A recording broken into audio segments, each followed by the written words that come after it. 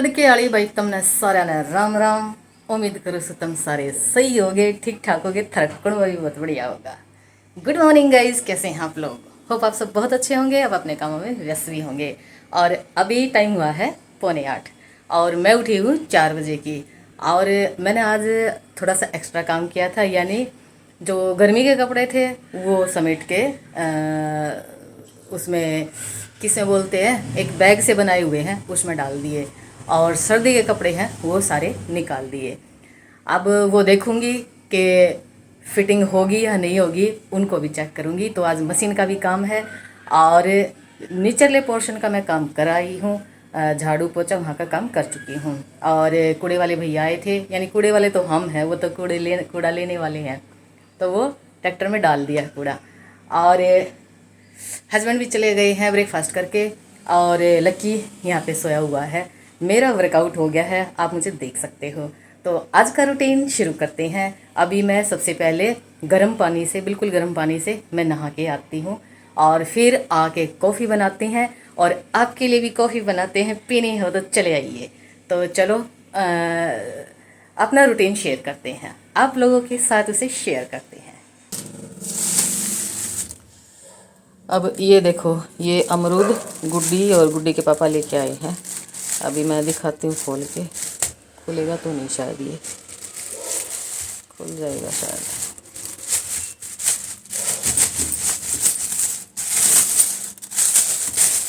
और ये जो अमरूद है ना, इनमें से ना बहुत अच्छी खुशबू आ रही है। ऑर्गेनिक अमरूद है ये। और ये कल अपनी बुआ जी के पास गए थे ना, वहाँ रास्ते में कोई बाग है, वहाँ से लेके आए। और ये जो अमरूद है ना, आप इनको ना जैसे धो के और फ्रिज में रख देना, और ये महीना भर भी ख़राब नहीं होते हैं। ऑर्गेनिक में नहीं इतनी पावर होती है। तो ये 3 किलो है। और ऑर्गेनिक ही 5 लीटर जो है मस्टर्ड ऑयल लेके आए थे। तो इनको मैं धो के और फ्रिज में लगा दूंगी। और थोड़ा सा काम है वो मैं निपटाऊंगी। और इसमें से ना बहुत अच्छी खुशबू आ रही है, बहुत अच्छी। और इतने मीठे हैं ना, अंदर से बिल्कुल लाल हैं ये।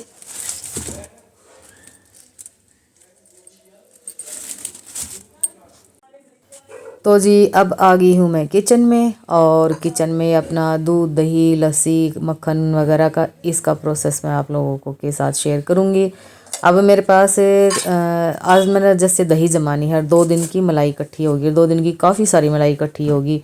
बेसिकली 2 दिन में 7 लीटर दूध तो वैसे ही आ गया था। और बाकी तो 2.5 आ ही रहा है। जब तक गुड्डी रहेगी घर पे तब तक एक्स्ट्रा दूध हम लेते हैं, बाकी तो फिर हम कम कर देते हैं क्योंकि इतने दूध की रिक्वायरमेंट होती नहीं है। 2 किलो दूध लेती हूँ डेली, तो वो भी काफ़ी सारा हो जाता है। बीच बीच में मैं खोया निकाल लेती हूँ, पनीर निकाल लेती हूँ। बाकी 2 लीटर दूध मैं लेती हूँ। गुड्डी आ जाती तो जैसी रिक्वायरमेंट होती उतना मैं बढ़ा देती हूँ। तो इस दौरान मलाई ज़्यादा इकट्ठी हो गई थी। तो इकट्ठी होने के बाद अभी मैं इसमें 1 लीटर दूध डाल के और फिर उसको जमा दूँगी। और जितना एक्स्ट्रा दूध है उसको मैं रख दूँगी फ्रिज में। और ये मेरा दूध का काम हो जाएगा। और इस जग वाले दूध को गर्म करके और जामन लगा के बस दही जमा दूँगी। और अगले दिन मैं इसको बिलो लूँगी। बिलोने का प्रोसेस वही है जो मैं अक्सर आप लोगों को दिखाती हूँ अपने व्लॉग में, इसको शेयर करती हूँ। तो वो मेरा तीसरे चौथे दिन का काम होता ही होता है। बस ये किचन साफ़ करके और मेरा किचन का हो जाएगा काम। और अब आ गई हूँ मैं स्टोर में। तो स्टोर में जितने भी कपड़े, यानी दिवाली के टाइम में ना 3-4 दिन टाइम ज़्यादा लग नहीं पा रहा था, तो इसलिए जैसे कपड़े वॉश किए और अपने स्टोर में तय करके रख दिए। अब जो हैंगर में लगाने हैं मैं उसको हैंगर में लगा दूँगी, और जो प्रेस करने के हैं उसको वो मैं प्रेस कर लूँगी। और जैसे चादर वगैरह हैं उनकी तय करके और पिलो कवर में उसको डाल के एक टेक्निक मैंने एक व्लॉग में शेयर कर रखी है कि पिलो कवर और चादर अलग अलग ना हो, इसको हम कैसे सेट कर सकते हैं जो अगली बार हमें एक ही जगह मिल जाए। तो उसी टेक्निक से मैं ये चादरें वगैरह फोल्ड करके और मैं अपने कबर्ड में डाल दूँगी। और जैसे इनर होते हैं ना, इनर भी जैसे एक सॉक्स कहीं पड़ी रहती है, कहीं अंडरवियर कहीं होता, तो बनियान कहीं होती है, तो हस्बैंड के साथ अक्सर तू मैं हो जाती है। तो तू मैं ख़त्म करने वाली भी एक टेक्निक मैंने आप लोगों के साथ शेयर कर रखी है, एक किसी ब्लॉग में है। तो आप अगर रेगुलर मेरे जो है फॉलोअर हैं तो मुझे फॉलो करते हैं, तो आप लोगों को पता ही होगा कि इस ब्लॉग में मैंने उस टेक्निक को शेयर कर रखा। बाकी थंबनेल में भी आप देख सकते हो। अब यहाँ पे ना जैसे मैं कई सारी चुन्नी थी, तो वो चुन्नी मैंने इकट्ठी फोल्ड करके और कबर्ड में डाल दी थी। अब इनको मैं सबको निकाल के जो जैसे सूट रिजेक्ट हो गए हैं और चुन्नी नई की नई है, और ज़्यादातर कॉटन की चुन्नी मैं डालती हूँ, तो उनको मैं सबको ना एक हैंगर में लगा दूँगी, ताकि मुझे जब मैं किसी जैसे मैं प्लेन सूट, ज़्यादातर मैं प्लेन सूट डालती हूँ, तो प्रिंट वाले कम है, बाकी प्लेन ज़्यादा है। तो प्लेन सूट पे ना ये जो कॉटन की चुन्नी है ना, ये किसी भी सूट के साथ आप कैरी कर सकते हो। तो इसलिए चुन्नी जो है ना मैं इकट्ठी रख देती हूँ हैंगर में, सब चुन्नियाँ इकट्ठी रख देती हूँ, ताकि मुझे इकट्ठी मिल जाए, मुझे ढूंढने की ज़रूरत ना पड़े। तो इनको जैसे हम तो हमारी जो लोकल भाषा में चुंदड़ी बोलते हैं, तो मुझे कॉटन वाली जो चुन्नी होती है ना वो बेहद पसंद है, और आसानी से उसको कैरी कर सकते हैं, और लगती भी सुंदर है। प्लेन सूट पे प्रिंटेड कॉटन की चुन्नी बहुत प्यारी लगती है। और मेरी बेटी भी वही ऐसे ही कैरी करती है। अब उसके लिए एक ब्लैक सूट सिलवाया था, तो ये चुन्नी बेसिकली उसी ने निकाल कर उस ब्लैक सूट के साथ वो सेट कर रही थी। तो सारी चुन्नी ब्लैक सूट पे अच्छे से वो एक दूसरे को कॉम्प्लीमेंट दे रही थी। तो एक चुन्नी वो अपनी डाल के लेगी है। तो यहाँ जितनी भी एक्स्ट्रा चुन्नियाँ हैं, अब इनके सूट किसी के भी नहीं हैं, लेकिन चुन्नी कई सारी हैं। तो ऐसे चुन्नी को ना जो रिजेक्ट वाली होती है ना वो रिजेक्ट कर देती हूँ। बाकी जो चुन्नी तो मतलब सूट के ऊपर नई के नई रह जाती, सूट रिजेक्ट हो जाते हैं। तो ये सारी चुन्नियाँ मैं एक हैंगर में और भी लगा रखी हैं, और इसमें जितनी एक्स्ट्रा चुन्नी है वो सारी मैं हैंगर में लगा दूँगी, तो मुझे आसानी हो जाएगी, अगली बार मुझे ढूंढनी नहीं पड़ेंगी। तो इससे ना काफ़ी समय की बचत भी होती है और एनर्जी की भी बचत होती है। कई बार है ना इन्हीं छोटी छोटी कामों से ना, चीज़ों से ना इंसान जो है इरिटेट हो जाता है, फिर एक दूसरे का है ना गुस्सा एक दूसरे के ऊपर निकलता है। तो मैं तो है ना लाइफ को ना ऐसे है ना जब भी मैं फ्री होती हूँ ना ऐसे मैं स्मूथ बना लेती हूँ, और बहुत सारी चिक चिक चिक चिक से मैं बच जाती हूँ। तो अभी आज मेरे पास थोड़ा सा टाइम था, तो मैंने सोचा क्यों ना स्टोर को भी मैं अपना जो है मैनेज कर लूँ। तो यहाँ चादरें वगैरह भी होंगी तो उनको भी मैं तय करके रख दूँगी। तो ऐसे मैं चीज़ों को सेट करके रख देती हूँ। जब भी मुझे फ्री टाइम होता है तो फ्री जो समय होता है ना मैं वो मतलब जो फालतू की चीज़ें होती हैं, फालतू की तो क्या होती हैं, लेकिन ये है कि हफ्ते में एक दिन या 2 दिन उनको यूज़ कर लिया, 15 दिन में यूज़ कर लिया, तो ऐसे मैं मैनेज कर लेती हूँ। अब मैं यहाँ पे प्रेस के लिए तैयारी कर रही हूँ कि कौन कौन से कपड़े मैं प्रेस करूँ, क्योंकि मैं जो प्रेस करती हूँ ना तो कई सारे मेरे सूट इकट्ठे हो जाते हैं, मैं तभी प्रेस करती हूँ ताकि इलेक्ट्रिसिटी की भी थोड़ी सी बचत हो जाए। और जैसे मंगलवार को मैं कपड़े नहीं धोती हूँ, वीरवार को नहीं धोती हूँ, तो उस दौरान मुझे काफ़ी टाइम मिल जाता है, तो फिर मैं इकट्ठे ही प्रेस कर लेती हूँ। तो इससे मुझे थोड़ी सी ना आसानी हो जाती है, और एक माइंड पे ना एक प्रेशर भी नहीं पड़ता है किसी काम का। तो बस मैं यहाँ पे जितने भी 3-4 सूट इकट्ठे हो रखे हैं मेरे, तो मैं उनको जो है प्रेस करके और फिर उसको भी हैंगर में लगा दूँगी, और जो पहनना होगा वो मैं अलग से निकाल दूँगी। तो ये ऐसे छोटी छोटी है ना चीज़ें मैं अपने डेली रूटीन में मैं अपनाती रहती हूँ, और उससे ना थोड़ा सा इजी हो जाता है। एक दिमाग पे प्रेशर नहीं पड़ता है कि ये काम भी करना है वो काम भी करना होता है ना। कई बार जैसे बहुत सारा काम हो जाता है तो फ्रस्ट्रेशन हो जाती है, तो वो चीज़ें मेरे साथ होती नहीं है।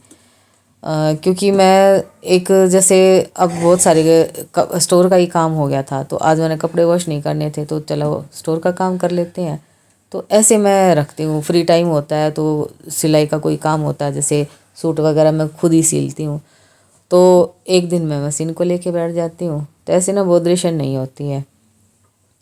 और आप लोगों को कैसे ये ब्लॉग लगते हैं? आप लोग देखो कमेंट करते तो नहीं हो, लेकिन मेरी रिक्वेस्ट है आप कर दिया करो, और जाते जाते लाइक भी कर दिया करो, कमेंट में बताया करो कि भी आपको कैसे लगते हैं। देखो किसी का भी जैसे हम व्लॉग देखते हैं तो हमारे माइंड में कुछ ना कुछ तो क्वेश्चन होते ही हैं, तो आप कमेंट कर सकते हो अगर आपकी इच्छा हो तो चलिए ये स्टोर का काम मैं धीरे धीरे ख़त्म करूँगी। बेसिकली स्टोर में मुझे 1 घंटा तो आराम से लग जाएगा, क्योंकि आज कई सारे कपड़े हैं और सबके आज मैं नंबर लगाऊंगी इनको प्रेस करके और हैंगर में लगाने का। और फिर देखती हूँ उसके बाद मैं क्या काम करूँगी।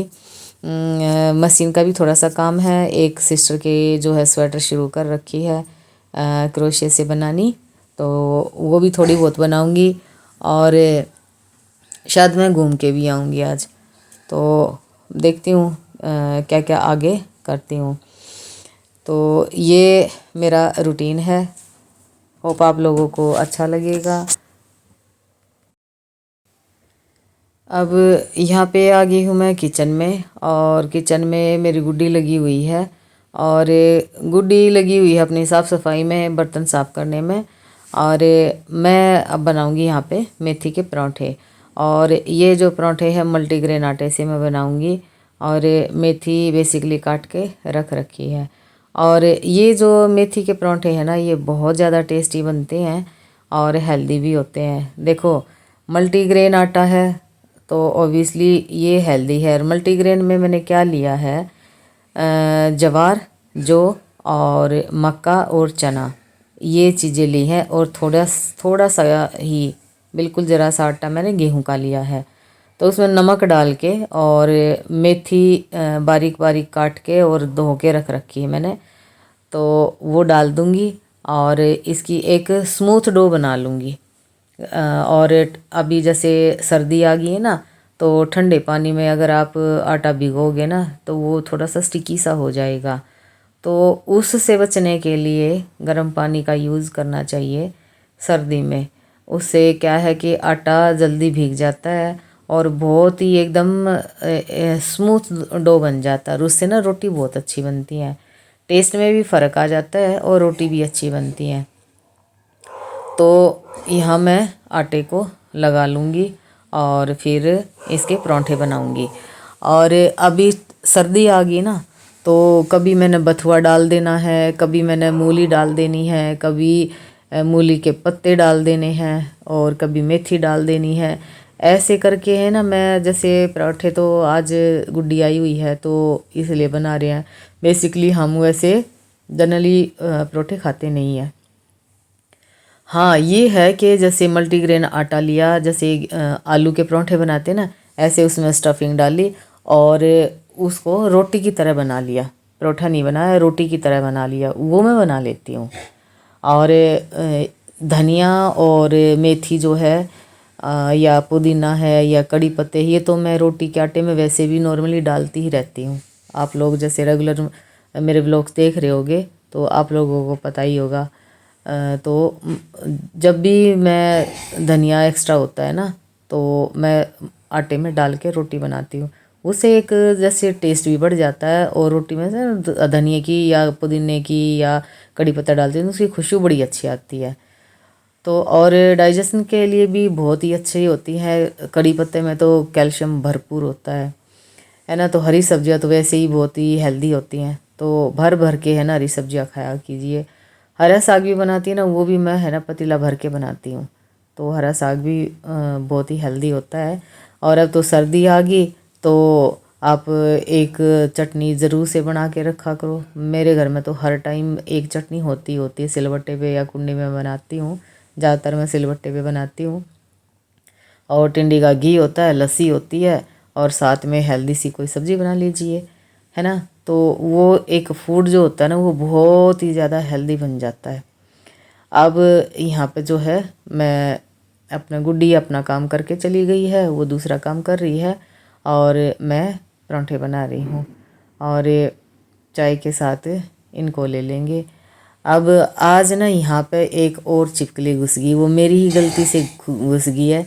बेसिकली फ्रिज के साथ में जो दरवाज़ा है ना, वहाँ से मैं हर रोज़ पाइप निकालती हूँ पानी वाला पौधों में डालने के लिए, और वो थोड़ा सा खुला रह गया, आज खुला रह गया तभी घुसी है वो। और अब वो आज तो निकलेगी नहीं, वो मेरे को दिखाई दी ना, गुड्डी के पापा को दिखाई दी ना, गुड्डी को दिखाई दी। और पर्दे वगैरह सोफ़े वगैरह इतने, मतलब एक सजावट का सामान भी इतना रखा हुआ, तो वो पता ही ना कहाँ चलेगी कहाँ नहीं चली गई। तो जब तक तो वो निकल नहीं जाएगी तब तक मुझे बेचैनी रहेगी। अब की बार तो है ना हद कर दी है, दो तीन तीन छिपकलियाँ घुस ली नहीं, वरना तो मैं घुसने नहीं देती उनको।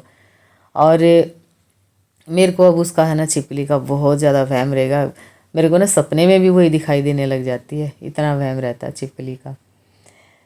तो और एक तो मेरी है ना मेहनत इतनी ज़्यादा बढ़ जाएगी अब कि रसोई में मैं जब भी जाऊंगी ना, मेरे को पहले पूरे प्लेटफॉर्म को मैं साफ़ करूंगी, तब जाके मैं वहाँ काम करूंगी। मेरे को इतना ज़्यादा वहम हो जाता है।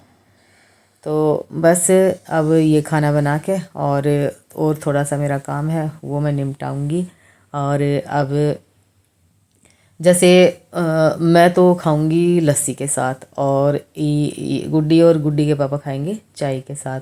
मुझे चाय ज़्यादा पसंद नहीं है, बस सर्दी होगी है तो सवेरे सवेरे जैसे उठती हूँ ना, तो अदरक डाल के आधा कप कई बार मैं ले लेती हूँ। तो अब गुड्डी जो मेरी है ना, वो मेरे साथ साथ काम में लगी रहती है, हर टाइम काम में लगी रहती है। बल्कि मैं इसको बोलती हूँ, तू अपना जो काम कर रही है ना, अपनी स्टडी से रिलेटेड जो भी अपने प्रोजेक्ट से रिलेटेड जो काम करी वो कर लिया कर, मेरा तो घर का काम सारी उम्र ऐसे ही चलता रहेगा। लेकिन ये मानती नहीं, कहती नहीं आप सारे दिन लगे रहते हो, तो मेरे को अच्छा नहीं लगता ऐसे देख के। तो ये मेरे हेल्प बहुत करवाती है। मतलब जैसे देखो, मतलब जिस दिन आएगी भी ना, इतनी दूर से आएगी ना, तो भी है ना मेरे साथ ये काम में लग जाती है। सच में मतलब बेटियां ना बहुत ही ज़्यादा अच्छी होती हैं, बहुत ही ज़्यादा अच्छी होती हैं सीरियसली। जिनकी बेटी नहीं है ना, बेटे बेटे हैं सच में वो तो है ना, मैं ये कहती हूँ क्या ही बोलूँ मैं उनको। बेटी का तो ना इतना ज़्यादा क्या बोलूँ, एक दोस्त के रूप में होती है। मेरे तो है ना, मेरा तो बेटा भी, मतलब मेरा बेटा कम और मेरा दोस्त ज़्यादा है। तो सच में मतलब ये ना 2 दिन या 4 दिन रहती है ना, पता भी नहीं चलता दिन कब चला जाता है। और फिर जिस दिन ये जाती है ना, मैं इसको जाते हुए देख नहीं सकती। इसके जाने के बाद ना कई बार तो मैं रोने लग जाती हूँ, क्योंकि मेरा मन नहीं लगता, फिर खाली खाली घर दिखता है मेरे को। और पर वही है कि भैया अपने पास बिठा भी नहीं सकते बच्चों को, और अपने पास बिठाए तो ये सेटल कैसे हों। तो अब ना लगे रहते हैं। तो चलिए इस व्लॉग का मैं यहीं एंड करती हूँ। अपना और अपने परिवार का ढेर सारा ख्याल रखना।